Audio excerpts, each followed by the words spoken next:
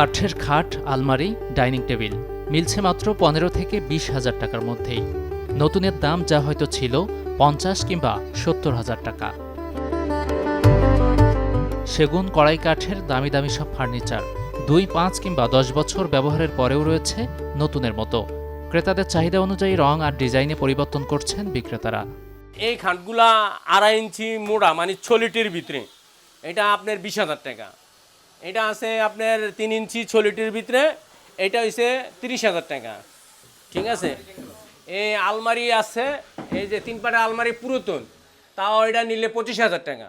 আমরা মনে করেন কিছু মাল আনি বাসা থেকে পুরান থেকে, মনে করেন যে নতুন মাল কিনতে লাগবে 70-80 হাজার, ওই মাল আনবাতে 30,000, 35,000, 25,000 এরকম হলে পাওয়া যায়।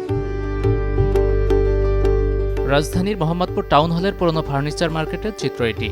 কম দামে ফার্নিচার কিনতে দূরের অনেক ক্রেতা ভিড় করেন এখানে। 90 দশকের খাট এরকম আর কি, তো পাইছি, বেশ কয়েকটা পাইছি, দামে মিলে গেলে হয়তো বা নিব, ঘুরে ঘুরে দেখতেছি আর কি।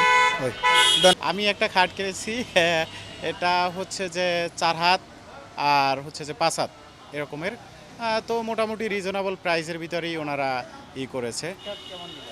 এটা হচ্ছে যে শিল করাই, এটাকে বলে ওনাদের ভাষায় হচ্ছে শিল করাই আর কি। মোটামুটি 15,000 এরকমের। কম দামে ফার্নিচার বিক্রি করলেও খরচ বেড়েছে আগের থেকে বেশি।